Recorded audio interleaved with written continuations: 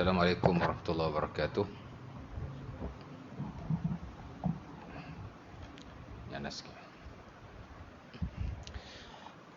Innal hamdalillah nahmaduhu wa nasta'inuhu wa nastaghfiruh.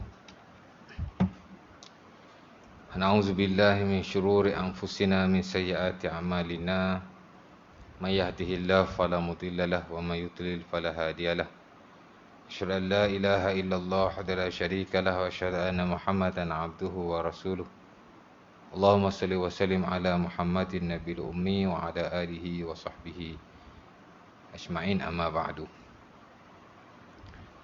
Syukur kata Allah Subhanahu Wa Taala kerana pada malam ini kita sama-sama berkumpul untuk menaikkan solat maghrib secara berjamaah, dan kita akan sambunglah kuliah kita yang telah lalu yang kita tinggalkan minggu yang lepas. Di bawah tajuk mandilah ya. Babul ghusli, bab mandilah ya.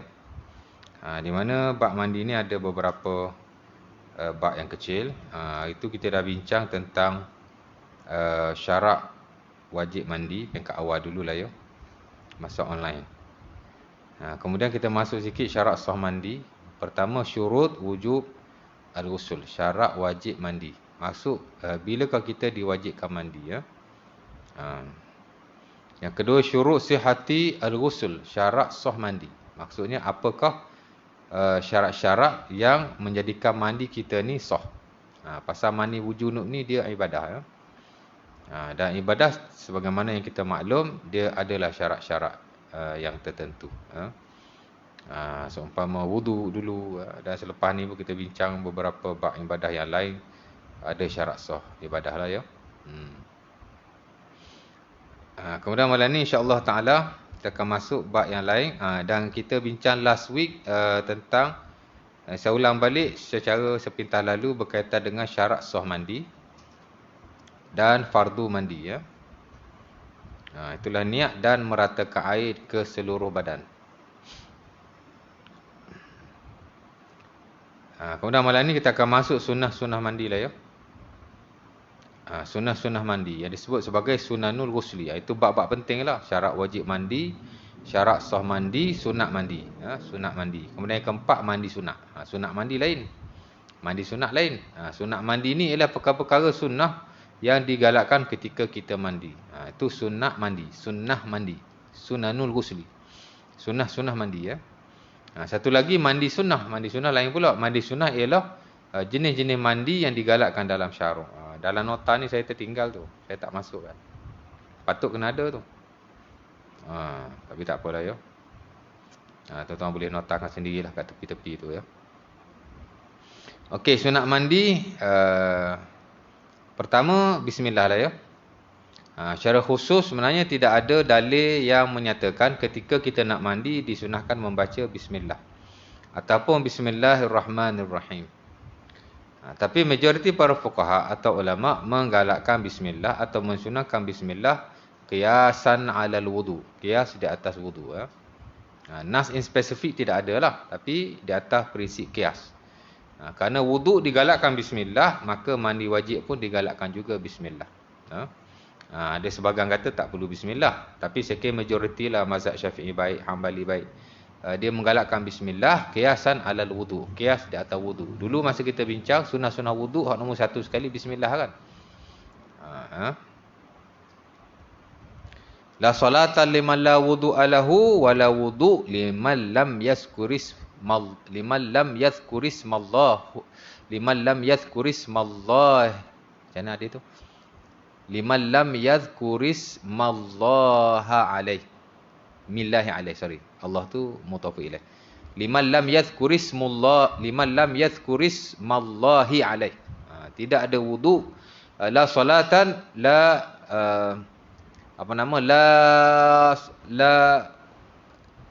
lupa hadis Abi Daud dan Tirmizi daripada Abi Hurairah. Nabi SAW bersabda, la salata liman la wudu'a lahu wala wudu' liman lam yazkurismallahi alaih.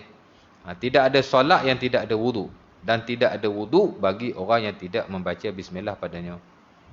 Di situ kelihatan macam tak sah lah tak membaca bismillah ya.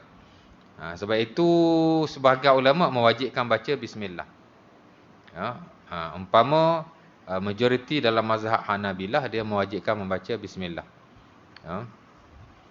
Pasal Nabi kata tidak ada wuduk bagi orang yang tidak membaca bismillah padanya. Tidak menyebut nama Allah padanya. Ini tidak baca bismillah lah ya. Jadi dikata wajib. Tapi disebabkan hadis ini sebagai ulama mentaifkan, sebagai ulama menghasankan. Dan pendapat majoriti kata tidak wajib kerana banyak hadis-hadis tidak dinyatakan bismillah. Kalau bismillah ni wajib, mestilah setiap hadis wuduk mesti ada bismillah. Tapi tak ada kan. Atau dalam Quran mana ada bismillah. Jadi secara zahirnya jelas menunjukkan bahawa bismillah ni hanya sunnah. Dan tidak wajib. Walau bagaimanapun amat-amat digalakkan kita membaca bismillah. Bahkan kalau kita lihat sifat-sifat wuduk, hak nombor satu sekali bismillah, lepas tu baru siwak. Ataupun kita boleh siwak dulu kemudian kita bismillah, boleh juga. As long as kita membaca bismillah sebelum kita membasuh tangan. Boleh. Jadi baca bismillah lah ya.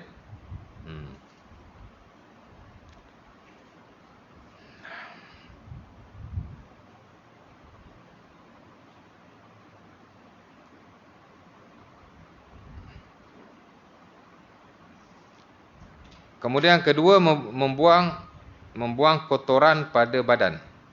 Itu juga salah satu sunnah-sunnah mandi, membuang kotoran pada badan. Of course lah kotoran yang tidak menghalangi air dan tidak najis. Kalau najis wajib. Kalau ada najis kat badan wajib menghilangkannya. Kerana ia akan menajiskan air. Kalau ada perkara yang menghalangi air daripada sampai ke kulit, itu juga wajib. Ini dalam konteks yang tidak najis dan tidak menghalangi kulit kita daripada sampai air. Maka disunahkan. Tapi tidak wajib lah ya. Kotoran-kotoran yang tidak najis dan perkara-perkara yang tidak menghalangi air daripada sampai ke kulit, disunahkan kita menghilangkannya ya.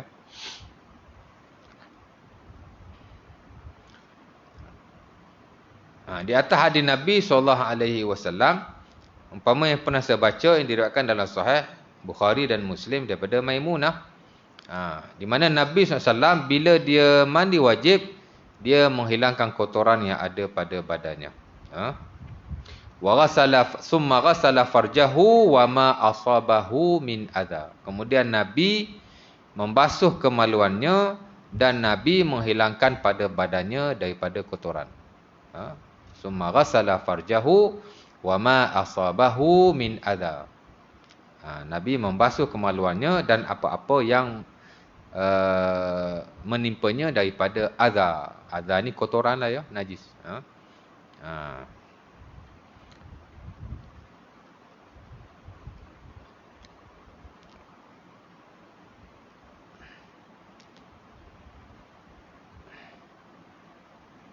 Adha ni dia perkataan yang banyak maksud ya. Adha boleh ditakrifkan sebagai najis, adha boleh ditakrifkan sebagai kotoran, adha boleh ditakrifkan juga sebagai perkara yang menyakiti kita. Adha ni dia banyak maksud. Banyak boleh diguna pakai. Dalam konteks ni perkara yang najis lah ya, ataupun kotoran-kotoran yang ada pada badan, Nabi hilangkan. Baik, itu yang kedua. Yang ketiga, menggosokkan badan. Sama juga sunnah di sisi majoriti lah. Walaupun segelintir ulama mewajibkannya. Ya. Saya dah pernah sebut dulu.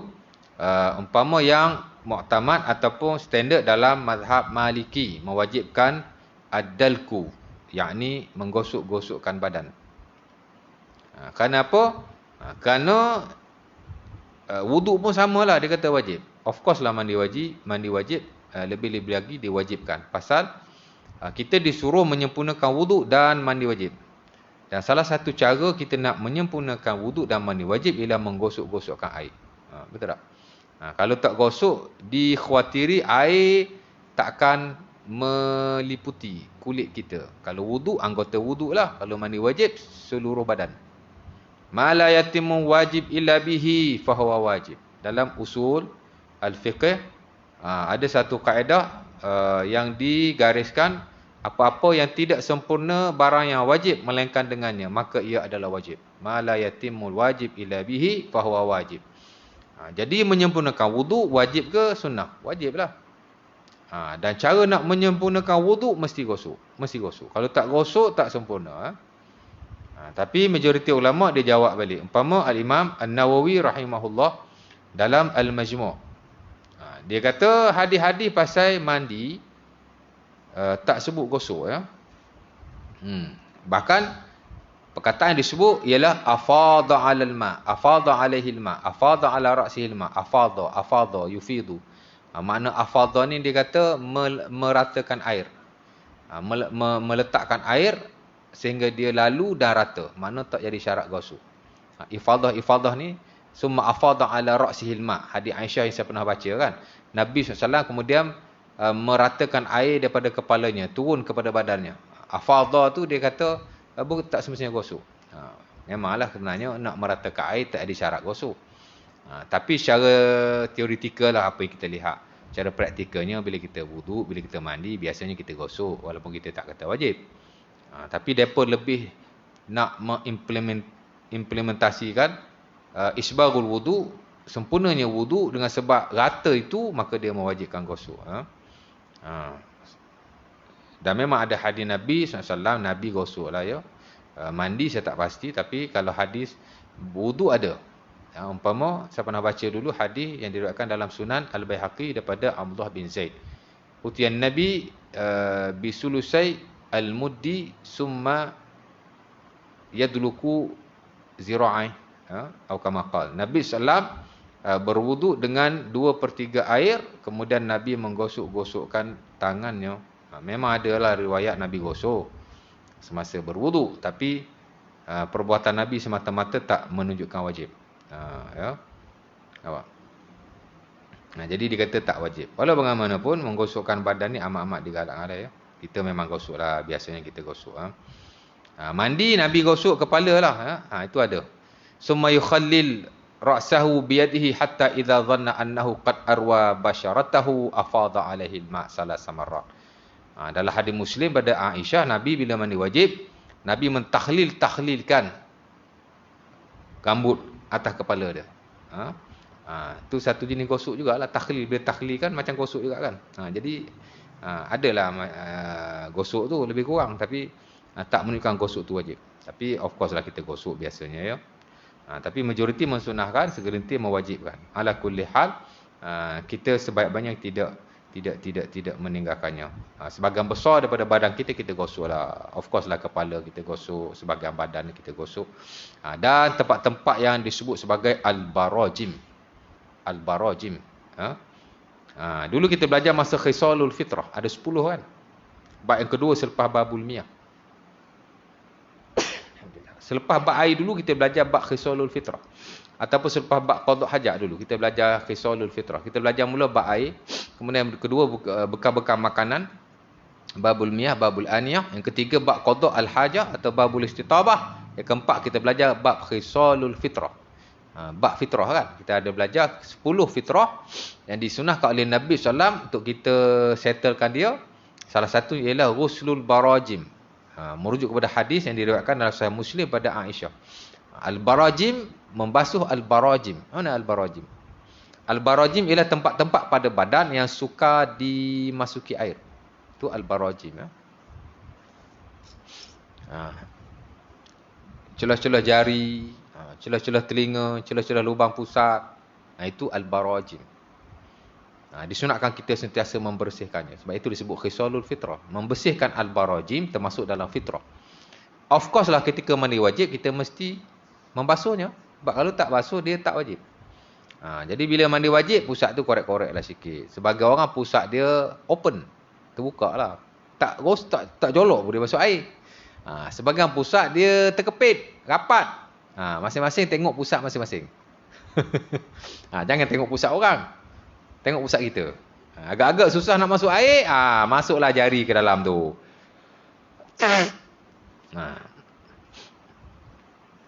Kan? Itu dipanggil al-barajim ya. Ghuslul barajim.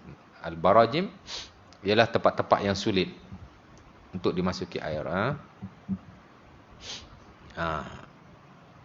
Ada orang dia mandi-mandi, alamak pusat tadi aku basuh tak basuh. Pergilah basuh pusat tu. Kan dah tertinggal. Basahkan tangan sikit, joloklah pusat tu. Tapi kalau lubang telinga tak apalah sebab kita ambil wudu before kita mandi wajib. Maybe kita dah settle. Tapi lubang-lubang yang kita tak ni lah masa mandi kan. Dalam wudu pun tak ada. Jadi kita terlupa, maka kena settle lah ya.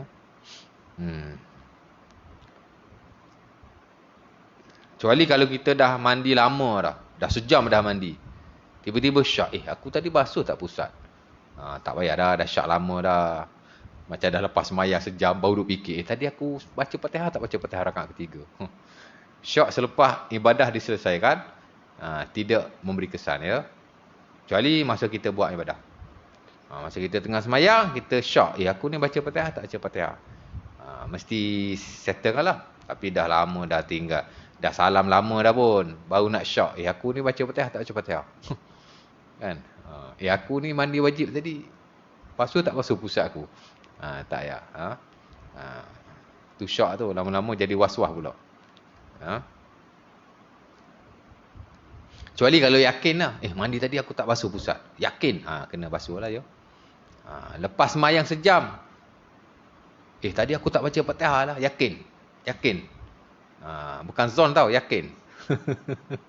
Lah ni duk sibuk zon yakin kan. Tak tahu. Pasal hadis tu kan. Kacau. Yakin, mesti kita buat balik lah ya. Yakin kita tadi tak baca Al-Fatihah, kena sembahyang balik lah pasal dah tinggal lama. Mana boleh tambah satu rakaat. Tadi rakaat ketiga aku tak baca Fatihah lah, pergi tambah satu rakaat lagi. Dia dah tinggal sembahyang sejam dah. Sembahyang balik, the whole sembahyang. Kalau kita ingat masa dalam sembahyang, bolehlah kita tambah rakaat. Kalau kita lupa masa dalam rakaat yang sama, kita baliklah kepada rukun tu. Kalau kita dah melangkau rakaat, kita tambahlah satu rakaat. Tapi kalau kita dah habis sembahyang, kita kena sembahyang baru lah. Mana boleh tambah rakaat? Main satu rakaat je. Cover, terlupa kan? Tak boleh, kena sembahyang baru lah ya. Kalau yakin lah, kalau setakat syak atau zon sekali pun dia tak ada apa dah ya. Tak ada apa dah. Saya ibadah kita dah settle lah. Jangan layan sangat. Lah jadi was-was. Menganan-nganankan. Sama seperti wudu. Sebenarnya sebenarnya sunat mandi ni dia ada juga benda-benda yang sama dengan sunat wudu ya. Menganan-nganankan sama juga. Yang kita sebut sebagai at-tayamun ataupun at-tayammun, sama saja. Menganan-nganankan. Karena Nabi yuhibbut tayamun fi kulli syai, fi tana'ulihi wa tarajjulihi wa tuhurihi wa fi sya'nihi kulli. Kata Aisyah lah sahih Muslim, Nabi ni suka menganan-nganankan. Ketika Nabi pakai capal, fi tana'ulihi, ketika Nabi pakai na'al ni capal lah ya. Nabi pakai capal lah.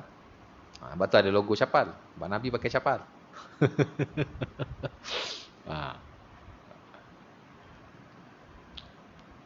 Wa tarajjulihi. Ketika Nabi sikat rambut. Nabi sikat rambut tuan-tuan. Kalau tak sikat rambut langsung, tak bagus juga. Kalau sikat rambut je manjang, tak bagus juga.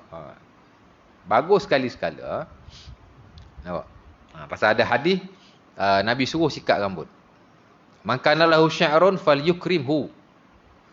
Dalam hadis Tirmizi daripada Abi Hurairah, Nabi kata siapa-siapa yang ada rambut maka muliakanlah. Sebab tu saja-saja nak cukur kepala makruh. Di sisi sebahagian para ulama. Rambut elok-elok ada pergi cukur bagi botak. Buat apa? Orang yang tak ada rambut punya lah buat nak bagi rambut ada ya. Kita pergi cukur tak pasal-pasal. Nazar nak botakkan rambut lah. Buat apa nak nazar botakkan rambut? Nazar bagi orang makan lagi dapat pahala. Nazar coba botakkan rambut, tak ada kerja kan? Nazar pelik. Tapi haruslah, tidaklah haram. Nazar benda yang harus, tapi wajib ditunaikan. Kalau nazar benda yang harus, tak wajib ditunaikan ya. Boleh pilih nak kafarah atau nak melakukan. Tapi kalau nazar ibadah, nazar nak sembahyang sunat, nazar nak puasa sunat, amat digalakkan kita melakukannya. Tapi kalau kita tak buat, wajib kafarah. Macam tu ya. Nanti kita belajarlah bab nazar. Tapi bukan fiqh ibadah. Bab nazar, fiqh qada tu. Tak ada lah nota ni. Kitab bin Nuzur wal Aiman. Kitab nazar dan sumpah. Kena belajar tu. Sebab tu fiqhul qada, the science of judgment, kena belajar. Fiqh qada dia ada belajar bab nazar dan aiman. Tapi tak tahulah. Jarang belajar lah ya. Kita kat universiti memang kita belajar fiqhul qada.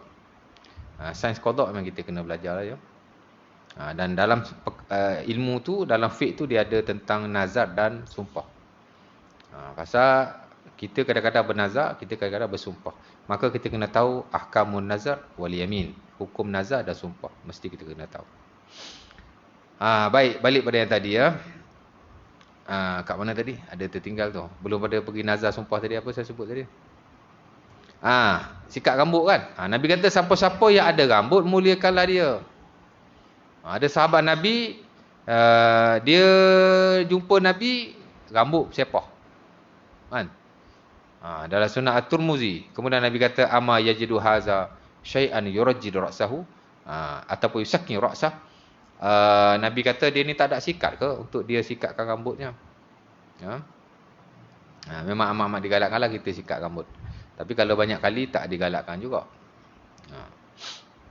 Pasal ada hadis juga Nabi larang ya. Baik.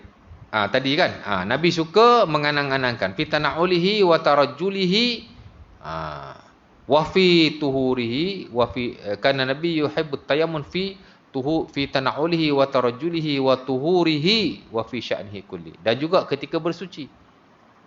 Wuduk dan mandi wajib. Wa fi sya'nihi kulli, dan dalam hal-hal yang lain, dalam sebahagian besar urusan Rasulullah SAW. Dalam hak ewan ibadah, of course lah digalakkan kita menganang-anangkan ya. Kita cuba sebaik mungkin untuk menganang-anangkan. Dahulukan yang kanan lah ya.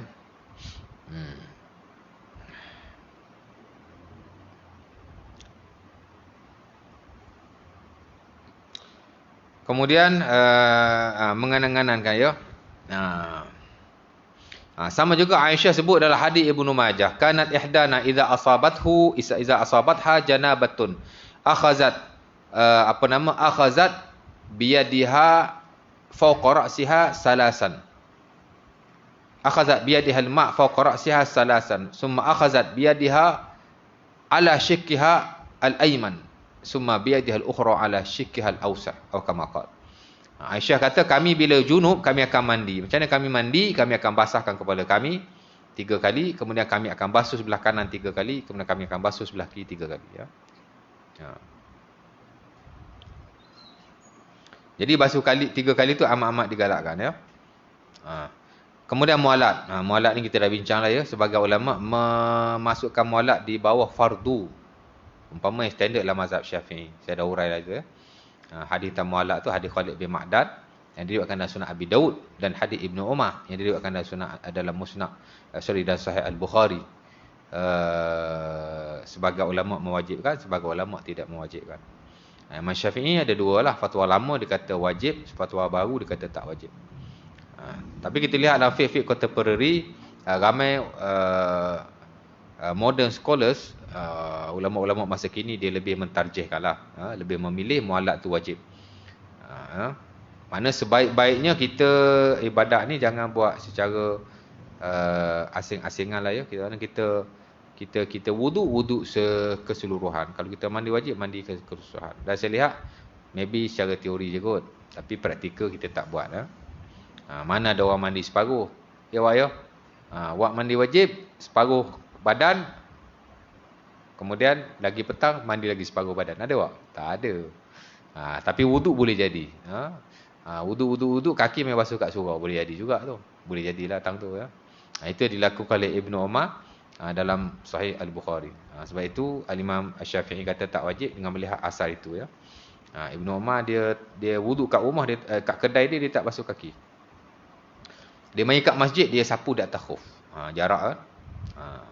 Kalau mualat wajib, tak sahlah wudu Ibnu Umar. Tapi disebabkan tak ada nas yang marfu' daripada Nabi yang menunjukkan mualat ni tidak wajib. Jadi kekal di atas prinsip asal mualat tu wajib kerana Nabi mensekalikan wudu dan mandi wajib baginda. Jadi itu yang lebih baik lah ya. Ada lebih rajih lah di sisi ulama-ulama, especially yang terkemudian lah ya. Tak apa. Walau bagaimanapun ulama sepakatlah mensekalikan seluruh ibadat itu lebih baik. Wuduk semua, mandi wajib semua. Baik, kemudian larangan ke atas orang berjunub. Sebelum larangan ke atas orang berjunub, ada yang disebut sebagai mandi sunnah ya. Saya tertinggal dalam nota tu. Mandi sunnah ni ada banyak lah ya, tak kurang daripada 10 yang saya lihat. Ada setengah buku buat 8, ada setengah buku buat 9, ada setengah kitab ada kata 10 ya. Bahkan dalam sebahagian buku ada sampai 17. Umpama dalam buku syarah kepada Matan Abi Syuja'. Pasal Matan Abi Syuja' ni Al-Imam siapa syarah Matan Abi Syuja'? Matan Abi Syuja' dia panggil Matan Ghayah dan Takrib. Matan Al-Ghayah wa Takrib itu matan yang kita kata paling famous lah dalam mazhab Syafi'i ya.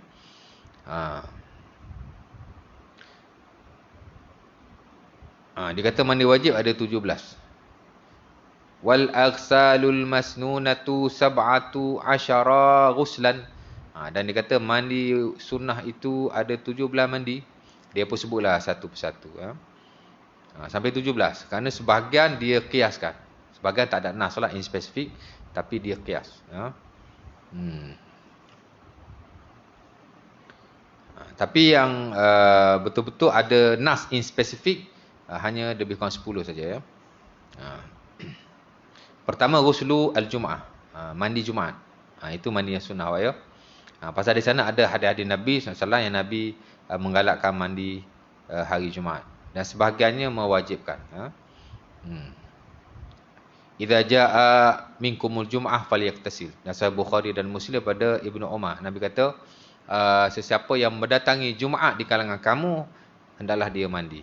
Nabi suruh tu, falyaktasil. Nabi suruh kan.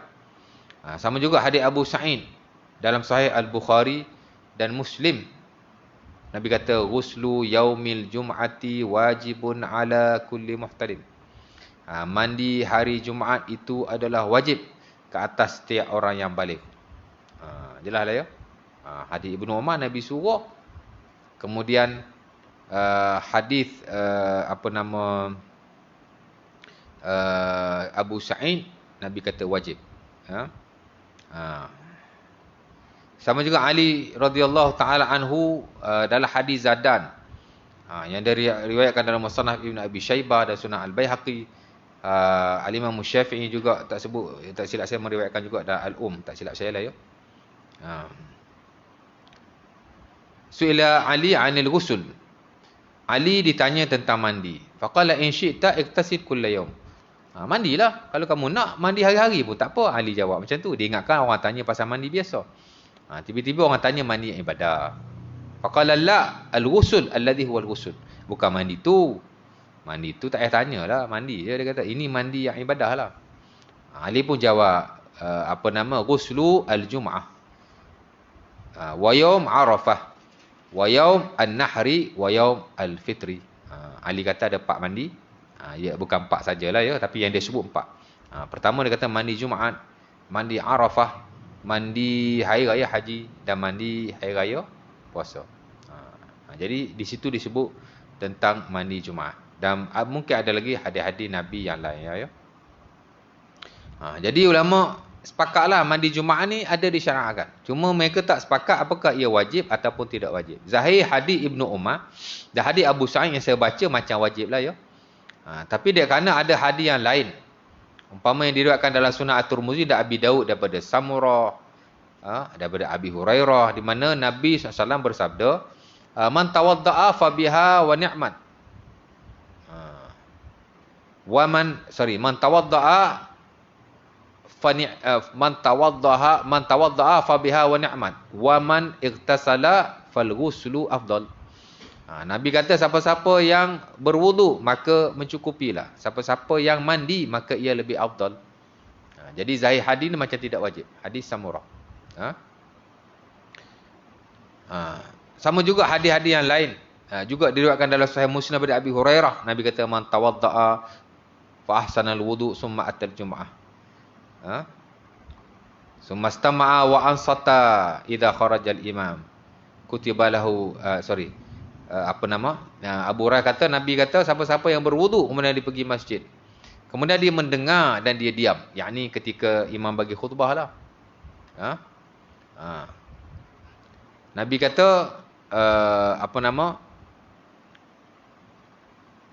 man tawadda'a fa ahsana al-wudu' thumma atal jum'ah thumma istama'a wa ansata macam hadis tu Allah lupalah. Siapa-siapa yang berwuduk kemudian dia menyempurnakan wuduknya, semua dia mendatangi Jumaat, kemudian dia diam dan dia mendengar khutbah dengan baik. Macam mana hadis tu? Ujung tu waziyadah salasata ayyam wa man massal hasa faqad lagha, tengah-tengah tu. Man tawadda fa ahsana al-wudu summa atal jum'ah summa ansata summa istama'a wa ansata.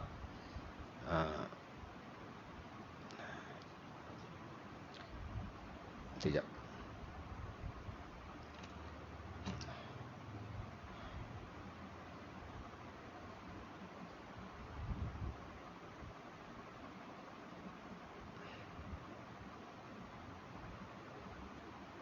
Isyak ke? Ni insyaAllah.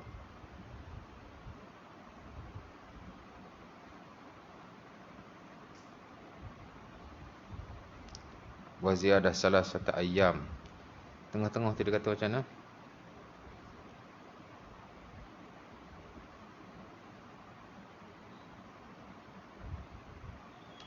Ada. Tengok Ad-Durrah As-Sunniyah. Mausu'ah, ensiklopedia hadis. Man tawadda fa ahsana wudu' summa atal jum'ah fastama wa ansata ghufira lahu bainahu wa bainal jum'ah. Tu yang saya lupa. Wa ziyadah salasata ayyam tu saya ingat tadi kan. Ghufira lahu ma bainahu wa bainal jum'ah wa ziyadatu hadis ni ya. Hadis Abi Hurairah yang diriwayatkan dalam Sahih Muslim. Nabi kata man tawadda fa ahsana al-wudu' summa atal jum'ah fastama wa ansata ghufira lahu ma bainahu wa bainal jum'ah wa ziyadah salasati ayyam wa man massal hasa faqad lagha. Sesiapa yang berwuduk kemudian menyempurnakan wuduknya kemudian dia mendatangi Jumaat. Nabi tak sebut mandi, Nabi sebut wuduk. Kan? Kalau mandi wajib, nescaya Nabi sebut mandi. Kata orang yang kata tak wajib itulah ya. Mana dia diam, dia mendengar khutbah, dia tak bercakap lah. Diampunkan baginya antara satu Jumaat, yang ni Jumaat ini dan Jumaat yang akan datang. Maknanya seminggu ni Allah Ta'ala ampun siap-siap. Dan ditambah lagi 3 hari. Yang ni seminggu diampunkan dosanya. Daripada Jumaat ni hingga Jumaat depan. Kan? Kemudian Allah Ta'ala tambah lagi 3 hari. Wa man massal hasa faqad lagha. Siapa yang menyentuh batu-batu maka dia telah lara. Dan setengah riwayat yang lain, wa man lagha fala jum'ata lahu. Siapa yang lara maka tidak ada lagi Jumaat baginya. Jadi Nabi sebut wuduk, Nabi tak sebut mandi. Jadi di atas hadis-hadis ini saya kira majoriti lah ulama tidak mewajibkannya ya. Walau bagaimanapun walaupun mereka tak kata wajib. Umpama Imam Al-Baihaqi rahimahullah, dia tak kata tak wajib lah, tapi dia kata hadis-hadis yang mewajibkan tu amat kuat sekali. Sebab itu dia kata al-ahwat alla yatruk ghuslal jum'ati muslim. Dia kata lebih baik dan lebih berhati-hati jika ia tidak ditinggalkan oleh seseorang muslim. Pasal dia kata hadisul ija aqwa, hadis yang mewajibkan tu lebih kuat. Hadis yang mewajibkan tu lebih kuat. Diriwayatkan dalam Sahih Bukhari, Sahih Muslim, Sunan Abi Dawud, Sunan Turmuzi, Sunan Ibnu Majah, Sunan An-Nasai dan Musnad Ahmad. Dia kata akhrajahu sab'ah. La tu'adiluhu hadisus samurah. Dia kata hadis yang mewajibkan dikeluarkan, diriwayatkan dalam 7 kitab hadis. Itulah Sahih Bukhari, Sahih Muslim, Abi Dawud, An-Nasai, Ibnu Majah, At-Turmuzi dan Musnad Ahmad. 7. Tak boleh lawan dia kata hadis samurah. Tidak dikeluarkan dalam Sahih Bukhari dan Muslim. Cuma dalam Sunan Abi Dawud dan Turmuzi macam tu. Dia kata tak boleh lawan. Sebab tu dia kata lebih baik kita mandilah ya. Itu lebih berjaga-jaga. Dan sebagai ulama-ulama kontemporari yang mewajibkan. Imam Syaukani dalam Nailil Awtar juga mentarjihkan wajib mandi ya. Apa maksud wajib mandi? Kalau tak mandi berdosa. Betul. Jadi lebih baik kita mandilah ya. Tapi walau bagaimanapun majoriti tidak mewajibkan. Jadi kita kena tahu juga kan. Tentang kita kata wajib, Kita belajar kata wajib, kita suka fatwa kata wajib, kita bolehlah pilih yang wajib tu. Kan? Tapi kita tak boleh menafikan lah, majoriti kata tak wajib. Di atas hadis-hadis yang berkenaan. Cuma kita boleh kata pendapat yang rajih, yang kuat, yang dipilih oleh sebagian ulama, wajib. Dan kita boleh beramal dengan pendapat berkenaan. Nampak? Kalau orang terdedah dengan pendapat-pendapat yang pelbagai dan tarjih para ulama, dia tahulah yang wajib ialah mandi. Itu penting kita belajar. Kita belajar ni bukan nak cari gaduh dengan orang. Ya tak? Bukan kita nak betulkan pendapat kita di atas pendapat orang lain, tapi untuk kita tahu yang mana lebih baik dan untuk kita beramal. Dan kalau orang nak tahu, kita bagi tahu. Kalau dia tak nak terima, terpulang. Pasal isu ni pun isu khilaf. Dari sudut wajib tak wajib. Ya tak? Bukan orang kata apa, bawa mudarat besar pun. Kalau dia pegang tak wajib, tak mudarat apa-apa pun. Cuma kalau kita kata tak wajib, maybe kita akan ambil ringan dan kita kadang-kadang kita buat, kita tak buat. Dari sudut tu lah. Isu syufik yang khilaf seumpama ini, dia tak ada masalah apa-apa. Terpulang masing-masing dan atas ilmu masing-masing. Sementara kalau kita cakap dengan orang yang tak belajar pun. Ya tak? Kita okey lah pasal ada kuliah fiqh. Belajar in spesifik. Jadi kalau orang tak belajar, dia tahu secara umum begitu saja, memang tak gunalah kita. Kan? Baik. Mana tadi? Jadi mandi Jumaat dia, dia amat-amat diwajibkan. Lebih dekat kepada mandi, lebih baiklah. Kerana kita mandi untuk kita pergi kepada Jumaat. Sebab itu orang yang tak pergi Jumaat tak disunatkan mandi. Tapi boleh mandi, cuma tak disunatkan mandi. Perempuan yang tak mendatangi Jumaat, dia tak disunatkan mandi. Melainkan kalau dia nak pergi Jumaat, kan, walaupun tidak digalakkanlah oleh sebagian para ulama. Imam Syafi'i dia memakruhkan perempuan pergi Jumaat. Memang tak perlu pun. Dan itu yang sebaik-baiknya. Tapi sebagian masjid dia ada tempat kan untuk wanita. Dan ada orang perempuan kadang-kadang bermusafir atau seumpamanya, dia nak follow sembahyang Jumaat ke atas. That is fine. Hatta Rasulullah SAW pun ada sahabiah yang sembahyang Jumaat bersama baginda. Hatta ada sahabat Nabi yang diriwayatkan dia hafal Quran dan surah yang Nabi baca dengan sebab dia selalu sembahyang Jumaat bersama Rasulullah SAW. Jadi tengok keadaan lah. Ada masjid memang tak ada ruang untuk wanita, memang tak boleh lah. Tapi ada masjid ada ruang ke atas. Sebab kadang-kadang yang datang Jumaat ni bermusafir atau seumpamanya, isteri daripada duduk kereta tak ada apa, baik duduk dalam masjid sembahyang. Selagi mana tak ada apa-apa masalah lah ya. Tak ada fitnah dan seumpamanya. Harus untuk wanita sembahyang Jumaat. Jika ada ruang, ada orang kata apa, hal-hal yang tak membawa kepada fitnah atau kemudaratan. Baik. Satu sembahyang Jumaat, mandi Jumaat ya. Jadi ada yang kata wajib, ada yang kata tak wajib. Yang kedua mandi hari raya, Ghuslul Aidain.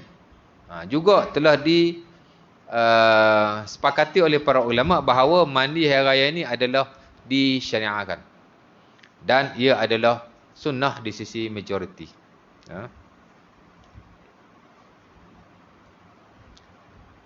Walaupun kita dapati tidak ada nas yang sahih in spesifik daripada Rasulullah SAW yang marfu' kita panggil. Mana ada nas tak Nabi ni sebelum pergi sembahyang dia mandi. Allah Taala alam, setahu kita tidak ada lah. Tapi ada riwayat sahabat Nabi SAW yang mandi. Jadi ada hadis yang mauquf. Umpama mauquf Ibnu Umar yang diriwayatkan dalam Muwatta' Imam Malik. Mauquf ni makna bukan Nabi buat, sahabat buat ya. Tapi dia kerana hal awak ibadah yang mauquf di atas sahabat, makna yang tak marfu' lah kepada Nabi, tak terangkat kepada Nabi, tapi sahabat buat. Dia menunjukkan sahabat ni dia tak reka-reka. Dia lihat Rasulullah SAW melakukannya, maka dia pun melakukannya. Walaupun dia mauquf lafzi, tapi mudah-mudahan dia marfu' maknawi. Mana secara maknanya benda ibadah ni sahabat tidak reka. Jadi Ibnu Umar mandi, sebab itu ulama kata sunnah mandi. Walaupun tidak ada hadis yang marfu', mana tak ada riwayat Nabi melakukannya, tapi Ibnu Umar melakukannya. Kata Nafi' kana Ibnu Umar yaktasil qabla an yaqdu, kana Ibnu Umar yaktasil yaumal fitri qabla an yaqdu ila al-musalla. Nafi' Maula Ibnu Umar. Dia ni bekas hamba Ibnu Umar. Dia kata Ibnu Umar sebelum dia pergi ke musalla, Musalla ni makna tempat lapang ya. Bukan musalla macam kita, tempat sembahyang kecil-kecil ni kan. Musalla ni ialah tanah lapang. Yang biasanya Nabi dan para sahabat solat pada waktu-waktu tertentu. Umpamanya sembahyang hari raya. Umpamanya sembahyang istisqa, itu disembahyang di tanah lapang yang disebut sebagai musalla. Dapat kat kita musalla ni tempat sembahyang kecil-kecil. Boleh juga. Kalau kat Kelantan kita tak panggil musalla, kita panggil balasah. Balasah.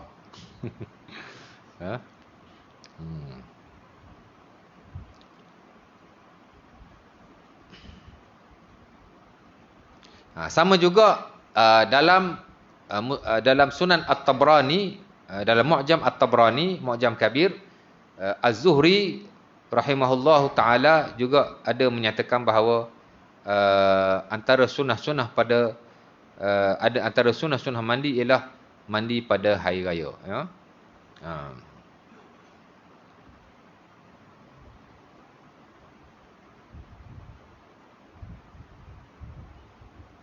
Jadi mandi hari raya itu sunnah lah ya. Maksudnya sebelum kita nak keluar untuk pergi solat hari raya, kita mandi terlebih dahulu. Kita mandi terlebih dahulu. Kata Az-Zuhri dalam Mu'jam At-Tabrani tadi, dia kata salah satu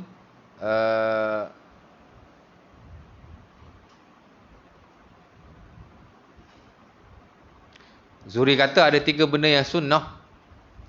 Ada 3 benda yang sunnah sebelum kita pergi sembahyang, yakni sembahyang hari raya ya. Pertama, al-mashi ilal musalla, yakni berjalan pergi ke musalla. Yang kedua, al-aklu qabla al-khuruj, makan sebelum kita keluar. Ini merujuk kepada hari puasa lah ya. Dan yang ketiga, katanya adalah al-iktisal, yakni mandi. Jadi ada hadis yang mauquf di atas Ibnu Umar, ada hadis yang mursal. Mursal ni mana hadis yang diriwayatkan oleh Az-Zuhri. Az-Zuhri ni dia tabi'in, dia bukan sahabat. Tapi digunakan pakai oleh para ulama untuk nak mensabitkan pensyariatan mandi hari raya. Sebab hadis Nabi yang marfu' tak ada. Tahu ya kalau sebut marfu' mauquf, tuan-tuan kena tahu ni. Ada belajar ilmu hadis sini? Ada? Mustalah hadis ada sini? Ada ke tak ada? Ada? Kan mula-mula belajar hak basic kan, belajar hadis marfu', hadis mauquf, hadis maqtu', hadis mursal. Belajar tak? Memang kita fake tak belajar benda tu, tapi kadang-kadang bila melibatkan nas, ada sebut juga. Sekali-sekala lah. Mursal ni, marfu' ni mana hadis yang terangkat kepada Nabi. Nabi ada buat, Nabi ada sebut. Itu marfu'. Ma rufi'a ila Rasulillah sallallahu alaihi wasallam. Apa yang terangkat kepada Nabi.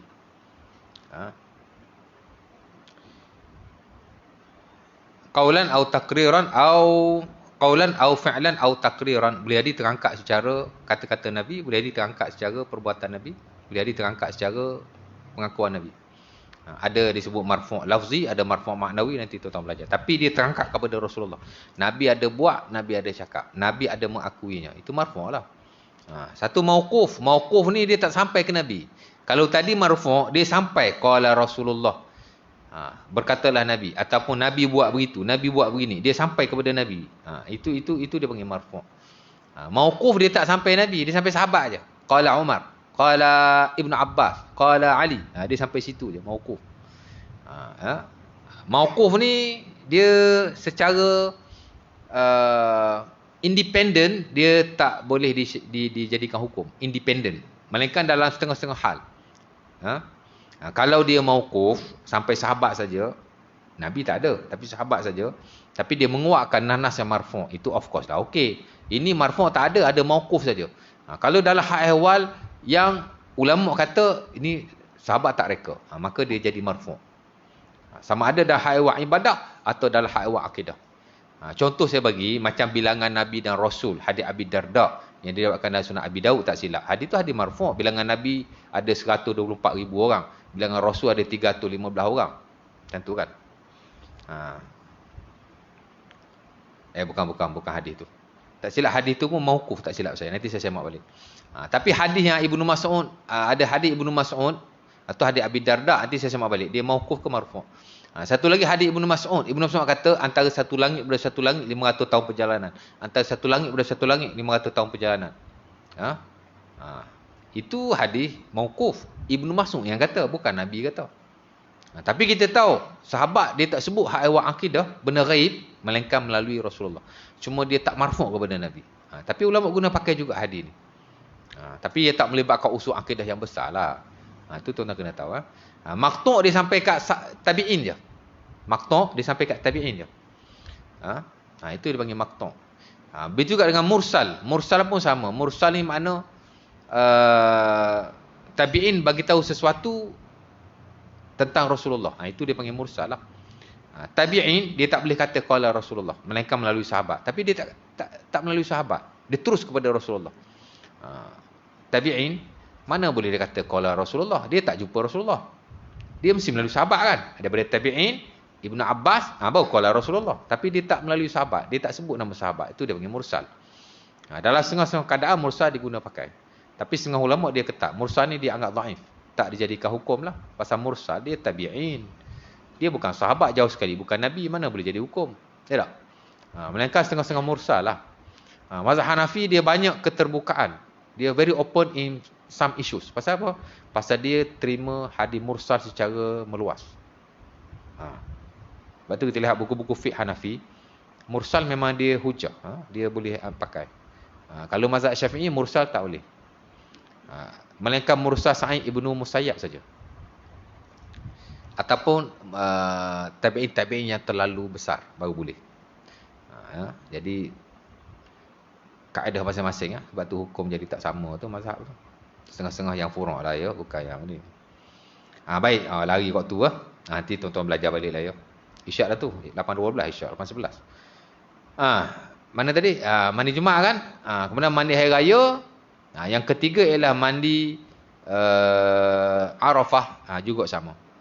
Mandi Arafah ni ialah mandi pada 9 Zulhijjah. Tak kala orang nak buat haji, dia berkumpul di padang Arafah. Di atas hadis-hadis yang banyak, hadis Ali yang saya baca tadi yang diriwayatkan, Ali ditanya tentang mandi, maka Ali pun sebutlah antaranya ialah mandi Arafah. Itu hadis mauquf tu, tapi dia menyokong yang marfu'. Memang ada yang marfu' lah ya. Sama juga hadis Ibnu Abbas. Juga beliau ada menyebutkan tentang mandi Arafah. Hadis Ibnu Umar juga diriwayatkan dalam Muwatta Imam Malik, juga disunahkan ketika mandi Arafah. Jadi banyaklah nanas yang menyebut tentang mandi Arafah. Jadi 3 mandi kita sebut, ada lagi 7 mandi yang lain yang saya akan sebut pada waktu akan datang. Ini kita sebut sunanul ghusl. The preferable bathing. Mandi-mandi yang digalakkan, yakni disunahkan. Jadi ada 10 sekurang-kurangnya. 3 daripadanya saya dah sebut, mandi hari Jumaat, mandi hari raya merujuk kepada hari raya haji dan hari raya puasa lah ya. Asal Islam 2 hari raya ni je, hari raya haji, hari raya puasa. Al-Aidain. Bila kita sebut 2 hari raya, dia tak perlu sebut lagi hari raya haji, hari raya puasa, pasal dah jelas. Jadi mandi Jumaat, mandi 2 hari raya, yang ketiga ialah mandi Arafah. Kemudian ada lagi lah mandi-mandi yang lain. Mandi kerana gila, mandi kerana pensan, mandi kerana memandikan mayat, mandi kerana menanamkan mayat. Ali bin Abi Talib, bila dia mengkebumikan jenazah bapaknya yang tidak beriman, Nabi suruh dia mandi. Dia balik jumpa Rasulullah, Nabi kata iktasil, mandi. Sebab itu digalakkan juga bagi orang yang mengkebumikan mayat itu untuk dia balik dan dia mandi. Tapi tak wajib lah. Jangan melibatkan apa-apa kepercayaan pula. Setengah-setengah orang bila kita pergi kebumikan mayat, hatta kita pergi melayak mayat pun, dia panggil layat. Tahu tak layat? Kalau kita tak mandi, dia marah. Mandi, takut kena badi mayat. Itu merepek lah tu. Betul tak? Orang panggil layak kan. Kita balik layak, dia tanya, dah mandi belum? Belum. Mandi. Takut kena badi mayat. Saya pergi lawak orang mati tak mandi, tak kena badi pun. Daripada kecil sampai tua, tak ada dah tua muda lagi. Tak ada lah apa kena-mengena ya. Tapi kalau dapat mandi itu lagi bagus. Tapi taklah wajib. Dan kalau tak mandi, tak adalah terkena badi mayat ke apa tu, merepek semua tu. Kemudian adalah lagi mandi-mandi yang lain. Mandi kerana bersetubuh, dipanggil pasal setiap kali bersetubuh digalakkan mandi secara berasingan. Tapi kalau buat satu mandi pun ada boleh juga. Hadis Abi Rafi' nanti saya baca lain kali. InsyaAllah ta'ala. Kemudian tu baru kita masuk larangan ke atas orang yang berjunub. Ni pun satu bab yang penting. Kerana kadang-kadang ia melibatkan kita juga. Ya. Orang berjunub ni macam mana, boleh baca Quran ke, boleh masuk masjid ke. Dan insyaAllah ta'ala lah kita akan sebut. Ada soalan tak? Simple question, simple answer. Kalau tak ada, kita berhenti setakat ini dulu. Aku luka oleh azab. Assalamualaikum warahmatullahi wabarakatuh. Tutup majlis kita dengan tasbih kafarah dan surah Al-Asr.